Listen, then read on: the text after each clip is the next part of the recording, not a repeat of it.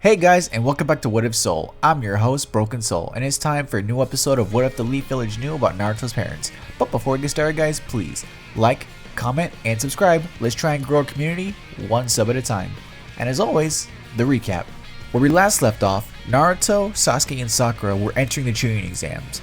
After making their way through the very stressful first test, the trials and tribulations of the Forest of Death, including but not limited to Orochimaru, other teams, as well as fighting their way through the preliminary tournament, we are left for our finalists for the tournament in the chunin exams.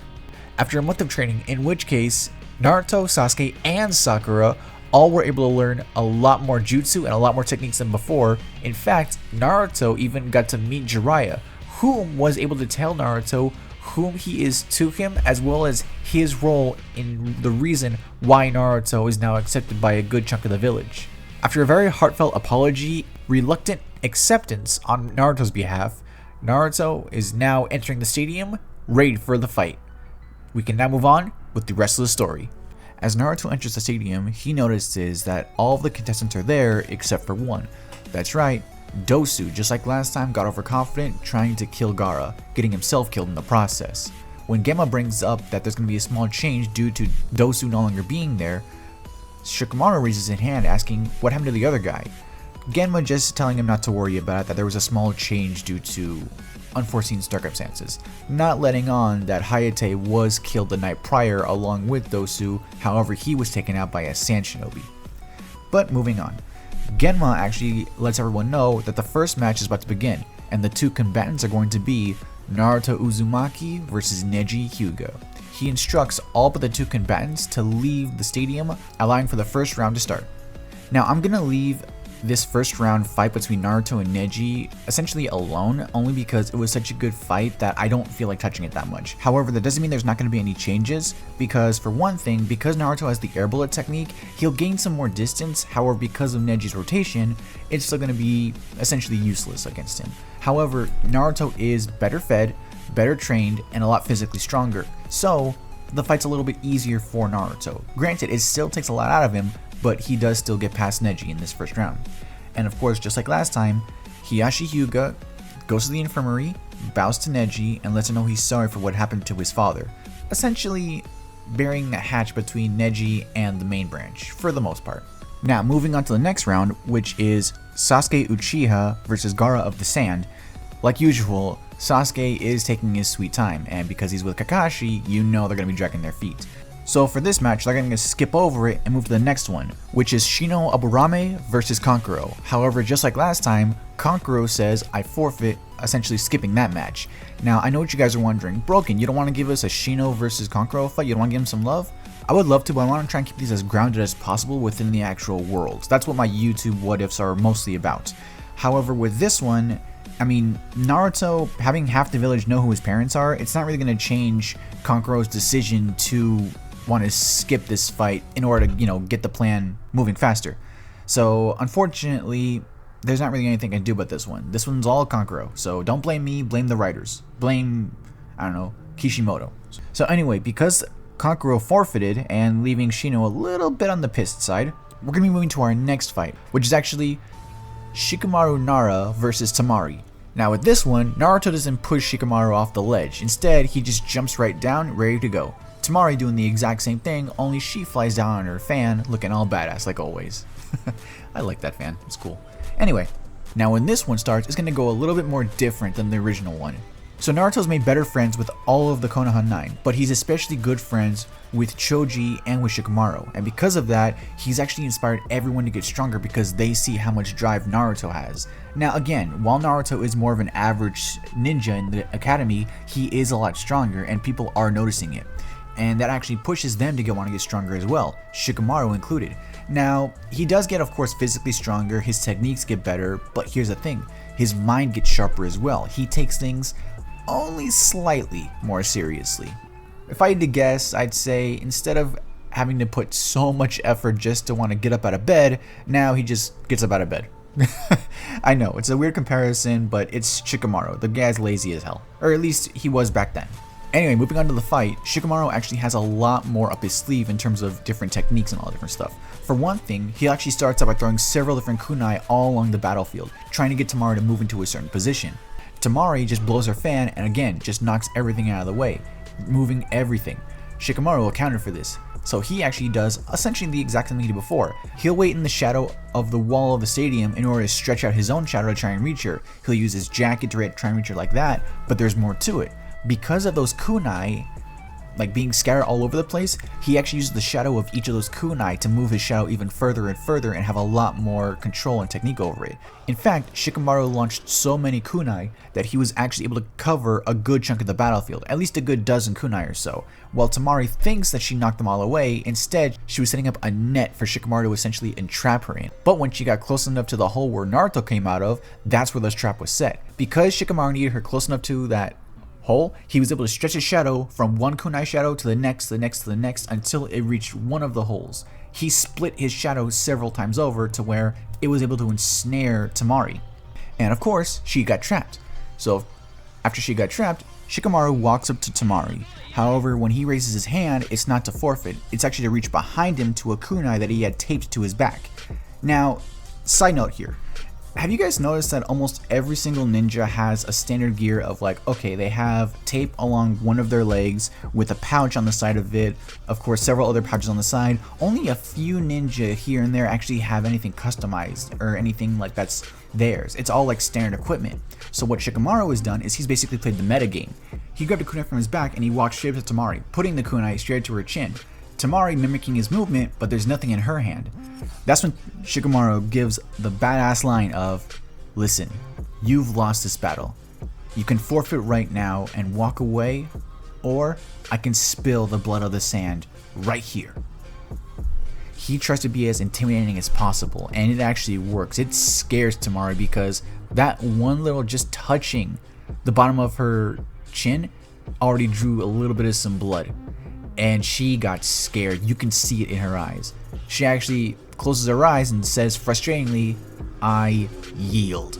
That's when Genma makes the announcement, "Temari of the Sand has yielded. The winner of the match is Shikamaru Nara." Shikamaru essentially won this match in like 2 or 3 moves. He hardly used any chakra, honestly.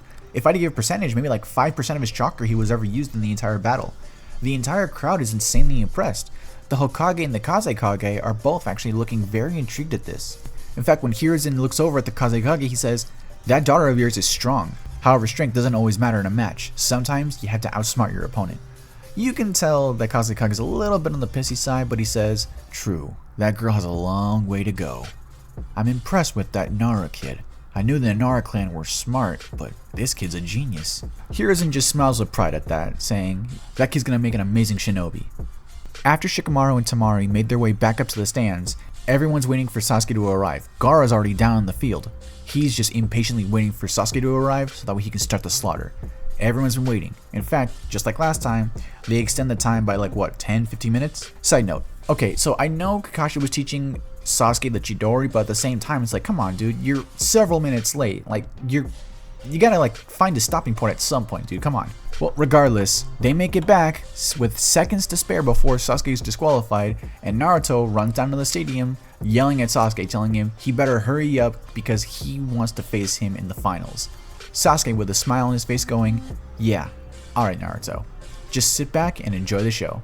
Naruto giving a sly grin of his own, making his way back to the stadium with his sensei. After Naruto and Kakashi make their way up to the stands where they meet back up with Sakura, Guy, and Lee, back down at the stadium, Sasuke is just staring across the battlefield from Gaara, where Gaara, you can see he is completely bloodlusted. He's just impatiently waiting for the proctor to say start so that he may kill. Meanwhile, Genma is looking a little bit nervous at Gaara, but he does say, "Alright boys, I want a nice clean fight. Let's give these folks a show to remember. Ready? Begin." As soon as he said begin, without even hesitating, Gaara just automatically launches an attack right for Sasuke. Sasuke, being cautious, getting a bit of a feel for his opponent, launches out several long distance attacks. But he does notice something. He launches out a fireball jutsu as well as a fire bullet, noticing that when both attacks hit Gaara, some of Gaara's sand catches on fire and stays on fire for a few seconds, not being put out until Gaara is able to notice it and puts it out himself. Sasuke makes a mental note of that. But For the most part, this fight actually takes place roughly the same way, both combatants taking their time to feel each other out, even up to the point where Sasuke uses the Chidori right on Gaara. However, it's right at that point where the invasion of the leaf begins. Now from this point, a lot of the stuff stays the same. Orochimaru and Hiruzen do have their fight. Most of the stands all fall asleep except for most of the shinobi and Sakura, who all release their genjutsu. However, Naruto does still fall underneath it because he didn't notice it and he didn't react in time. Luckily, Sakura woke him up. And of course, the giant snakes breaking through the wall along with the rest of the sand and sound forces. It's the full Konoha crush.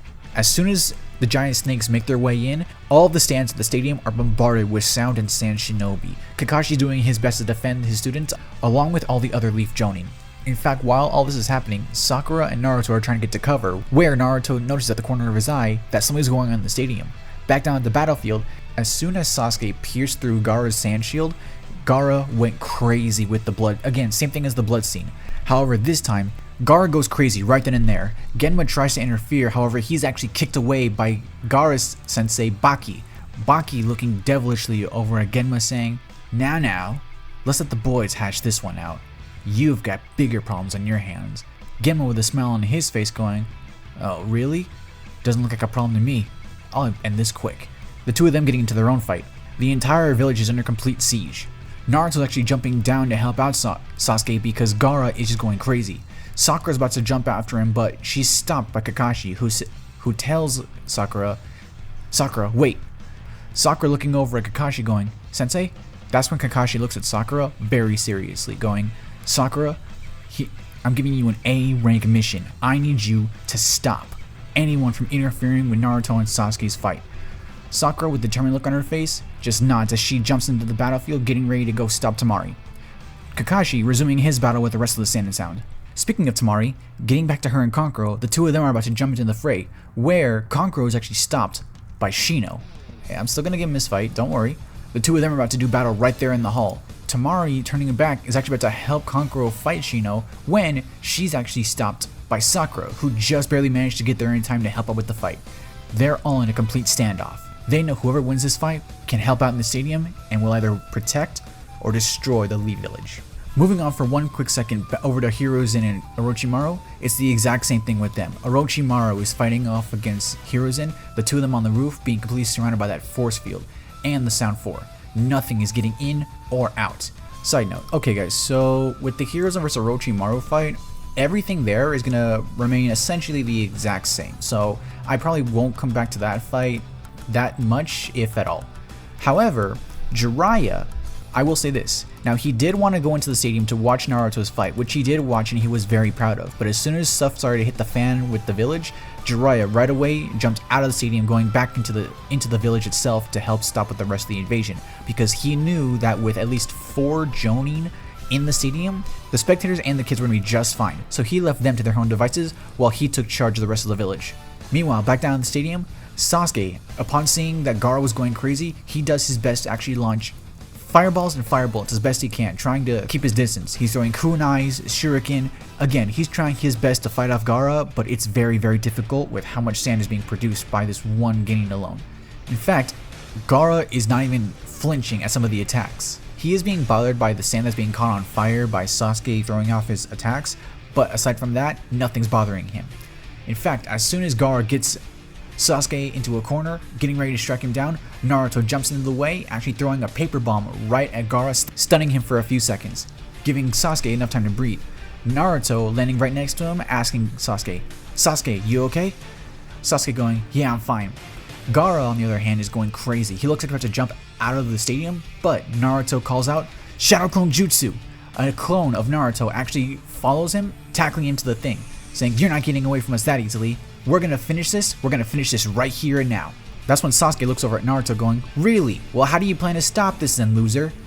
Naruto, deadpanning, says, I have no idea. Sasuke then thinking to himself, we're screwed. Then piping up going, well, we need to think of a plan somehow. Naruto going, I know, but I can't think of anything right now. As the two of them are going back and forth, Gaara, destroying the clone, is getting ready to launch a sand tendril right for the two of them. But both boys at the same time say, Fire style, fire bullet. Wind style, air bullet at the exact same time, hitting the arm. producing a small explosion that, again, just rocks Gaara back for a few seconds. Gaara's getting more and more upset. He's actually being wrapped in his sand cloak, which, side note, okay guys, so I'm not gonna make Gaara his full-sized, like, one-tails. I'm gonna make him like a quarter size. Like, he's still big, he's still intimidating, and he's still gonna rock some shit. But he's at least small enough to fit within the stadium still and give Naruto and Sasuke some trouble. Anyway, back to the story. As soon as Gaara staggers back for a second, Naruto remembers something. Flashback. This was roughly a couple of weeks ago as Jiraiya and Naruto were working on to refine Naruto's air bullet. Jiraiya is actually taking the time to teach Naruto all of the different elemental types and what they are strongest and weakest to. And what piques Naruto's interest the most was when Jiraiya said that when air mixes with fire, it produces a much stronger flame and in some cases an explosion. End of flashback. That's when Naruto looks over to Sasuke saying, "Sasuke, do you trust me?" Sasuke looking over at Naruto going, "What do you have in mind?" Naruto going, "I have a plan, trust me. Just one quick second." Multi-Shadow Clone Jutsu. Naruto sends about a dozen Shadow Clones all for Gaara, trying to distract him as best he can so Naruto can explain his plan. That's when he bites his thumb, going through another set of hand signs. Summoning Jutsu. Summoning forth Gamma. Gamma greeting Naruto as if they've been old friends. Naruto saying, "Gamma, Sasuke, I need you to listen to me." Naruto then taking a few minutes to go over his plan with the Toad and the last of the Uchiha. Naruto then saying, "Guys, I need you both to trust me. This should work, or at the very least, it should slow him down long enough for us to finish him off." Not having anything better in mind and noticing that Gaara is finishing off the last of Naruto's clones, Sasuke and Gamma look at each other, then look back at Naruto, nodding their heads saying, "Let's try it." That's when Naruto says, "Alright, let's go." Just as Naruto says, "Now," Gaara finishes off the very last clone, and then Sasuke and Gamma just make their way straight for Gaara. Gamma using his pure taijutsu along with his abilities as a toad. In fact, Gamma using his tongue is actually helping Sasuke dodge as best he can. Sasuke, on the other hand, is throwing off attack after attack, whether it be exploding kunai, shuriken, fire bullets, fireball, or the Chidori, which, side note, because Sasuke already used the Chidori once today, he can only use it one more time, and that's it, so he's being very selective to when he uses it. Back to the story. The three of them are all going back and forth, Gaara just trying to swat them away like they're flies, meanwhile Sasuke and Gamma are just moving in as best they can, taking potshots at the Sand Tsunuki that's slowly growing bigger and bigger and bigger. Meanwhile, Naruto, after the three of them split off, Naruto just runs straight backwards right for the wall of the stadium, making his way straight upward, scaling the wall as best he can as fast as he can. As soon as Naruto gets high enough, he forms the ever-familiar hand sign of Multi-Shadow Clone Jutsu. At the very least, 100 clones all are surrounding the entirety of the stadium, making essentially a giant ring of Naruto's all on the very edges of the stadium walls. This does not go unnoticed by several of the Jonin as well as Hiruzen and Orochimaru off to the side.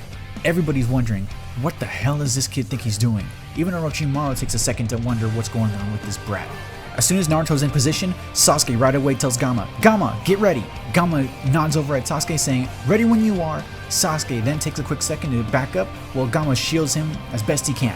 Sasuke, upon making several hand signs, shouts out, "Fire style! Fireball Jutsu!" throwing out the biggest fireball he could possibly muster straight for Gaara. As soon as Sasuke launches out the fireball, Gamma jumps right behind Sasuke, heading straight for Naruto, launching out his tongue, grabbing Sasuke right after he launches the fireball jutsu. As soon as Gaara is completely engulfed in fire, all of Naruto's clones, upon giving hand signs, screams out, "Wind style! Air bullet!" And then at the exact same time, that's when Naruto screams out at the top of his lungs, loud enough for everyone in the stadium to hear, "Naruto style! Uzumaki blast!" A gigantic explosion rocks the entirety of the stadium, shaking everything, stopping all the fights. The Genin, the Jonin, Orochimaru, and Hiruzen, even those outside of the stadium in the actual village during the invasion, are looking over. In fact, Choza, Shikaku, and Inuichi are all looking over. Inuichi saying, "What the hell was that? We gotta get there to check out what's going on." That's when Jiraiya screams out, "Don't worry about them. Focus on the village." Inuichi is about to argue with Jiraiya, but Shikaku puts a hand on his shoulder and just shakes his head. "No. Jiraiya's right. We need to take care of the rest of the village. Besides, don't forget, Kakashi, Asuma, Kurenai, and Guy are there, along with the Hokage. Whatever happened over there, they have it covered. We need to take care of the rest of the village. They have their job, we have ours." Fine, but let's make this quick. I want to see what's going on over there. The former Inushika Trio make their way into the village to finish off the rest of the invasion. Jiraiya actually looking back, smiling, going, "Way to go, kid." Back over with Orochimaru and Hiruzen, the two of them are actually in complete shock. Orochimaru smiling, going, "Oh, so this is the power of the nine-tailed fox. I'm gonna enjoy studying him after this." Meanwhile, Hiruzen is actually smiling, thinking to himself, "It would seem that Naruto is on the path to becoming Hokage after all. I'm so proud of him." Before the two of them resume their fight. Back up at the stands, Kakashi, Kurenai, Asuma, and Guy are actually finishing off the last of the sand in the Sound Village. That's when the explosion goes off. All the other Jonin are looking at Kakashi, who himself is having a big old surprise look on his face as well. He cannot believe what his students are able to pull off, and against something like the Sand Spirit as well. Back with Kankuro and Tamari, the two of them are actually in the middle of their fight. Kankuro is actually losing to Shino, and Tamari is actually in a close quarters taijutsu match with Sakura. The two of them notice the explosion as well, and they think to themselves, "Gaara, no!" Meanwhile, Sakura and Shino are wondering out loud, what kind of monsters are our classmates anyway? Back over at the stadium, the explosion actually does a lot more damage than what they thought. For one thing, the blast knocks away almost all the clones, leaving only a few here and there. Sasuke is actually on the wall, perched right next to Naruto, along with Gamma. Naruto thanking Gamma before he poofs away. Sasuke then looking at Naruto going, "This Planners had better work." Naruto just smiling, going, "I hope so too." The two of them look back to the stadium where they notice the entirety of the mushroom cloud, all the dust is just blowing away, where they see nothing but Gaara just sitting there. His sand cloak is still active, but you can tell it is chipped away and slowly just coming off. He is exhausted at his absolute limit. That's when Naruto and Sasuke jump down along with several clones. Gaara still has enough strength left, takes out all the other clones with a massive sandstorm. But for Sasuke and Naruto, the two of them dodge out of the way, trying to get as close as they can. As soon as they get within striking distance, Gaara smiles for a little bit, as Sasuke and Naruto are both completely caught by Gaara's sand. However, with Sasuke, Gaara just throws him away against the wall. This completely knocks the wind out of Sasuke, giving him a few seconds to struggle as he tries to get back up. With Naruto, he's struggling as well. Gaara's about to throw him away when Naruto, just like in the original, says, "Damn it," before knocking his head right into Gaara's, effectively taking them both out of the fight. The two of them are just laying there in a small pile of sand. Gaara is just looking at Naruto in complete defeat, where Naruto, guys, I know it's kind of weird for me to do this, but I kind of want him to give him the same speech of how it hurts being left alone, how he knows his pain, how he knows what it feels like to be ignored. Granted, it wasn't as severe as Gaara's because Naruto had some of the villagers on his side, but at the same time, he understands what it feels like to have at least those eyes looking back at him. But Naruto does tell Gaara that he found people who were there for him. He found his teacher, Iruka. He found Kakashi. He found Sakura. He found Sasuke. He found everyone in the village who was there for him. He even found his godfather. Naruto tells Gaara he has people on his side as well. As Naruto's giving his speech, Sakura and Shino actually jump right next to him, actually trying to pull him away from Gaara. Naruto saying, "Wait," the two of them actually stopping in their tracks, not wanting to do anything. Naruto tells Shino and Sakura to look after Sasuke instead. Kankuro and Tamari make their way down to the stadium too, however the two of them are completely wasted and beaten up.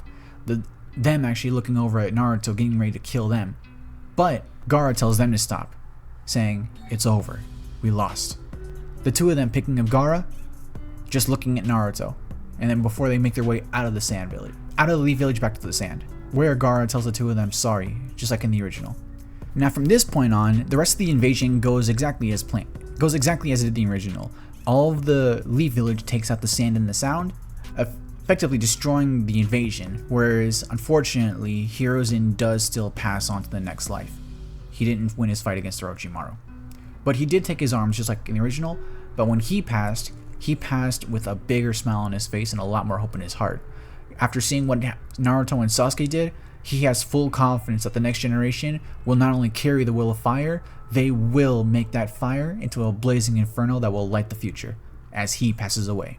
We're actually going to move on to a couple of days after everything happened. We have a massive funeral, we say goodbye to those who had fallen, we say goodbye to the third Hokage, and what's more, word spread like wildfire about how Naruto and Sasuke both took down Gaara of the Sand. And while Sasuke was already being loved and appreciated before, Naruto was being shown so much respect as a savior because they knew that he was Minato's son. In fact, a lot of the haters that I've been talking about who don't like Naruto or who still see him as the fox, even they relented, going, "Thank you for doing your part." This is actually overwhelming for Naruto, who just breaks down right then and there at the funeral, where he believes that not only did he lose a grandfather figure at Hiruzen, but now he knows that he's gained the respect of at least most of the village. I say most because a couple of days after the funeral, Jiraiya is actually standing on the balcony of a random building, when from behind him, the two elders arrive, Homura and Koharu. The two of them looking as important, air quotes on that, as ever, as the two of them talk to Jiraiya, telling him that they need a 5th Hokage, and, just like always, they offer it to him. So just like before, Jiraiya declines the position of 5th Hokage, but he does offer to go get the candidate who he believes is better suited for the position. What's more, just like in canon, he brings Naruto along with him. In fact, when Jiraiya goes to get Naruto, he actually tells him that he wants him to go with him to find the 5th Hokage. Naruto asking, "Why you want to take me along with you?" That's when Jiraiya drops this, saying, "Because I'm gonna teach you your father's signature jutsu." And that's where I'm gonna leave it off for now, guys. So, what do you guys think? I was able to get through the entirety of the tournament, the invasion happened as usual, and now Jiraiya is gonna try and teach Naruto his father's signature. But which signature is he talking about? Let's see what happens in the next episode. So now let's get to my favorite section of every single video, which I like to call Question of the Video, where you guys send me in questions and I do my best to try and answer them as best I can. So for this question, at Navy Ninja R5X asks, "Here's my question, what is your favorite season of Power Rangers?" So which season of Power Rangers is my favorite? Honestly, it's hard to say because I have several favorites, because my very first Power Rangers series was Power Rangers Wild Force. That's what I grew up with. Then, of course, I fell in love with Dino Thunder because, you know, Tommy Oliver, I know about his history, but just seeing him as a mentor figure, that was cool. But then I just fell in love with SPD, just how, I guess you could say that was like a closed season with the exception of the crossover episodes, but that was such an amazing series with the characters, the world building, and all different stuff. It's hard to tell, honestly. You know, let's just say my top 3 are Wild Force, Dino Thunder, and SPD. Let's just say those 3 are my top 3 favorites. Thank you so much, Navy Ninja. I hope I answered your question to the best I could.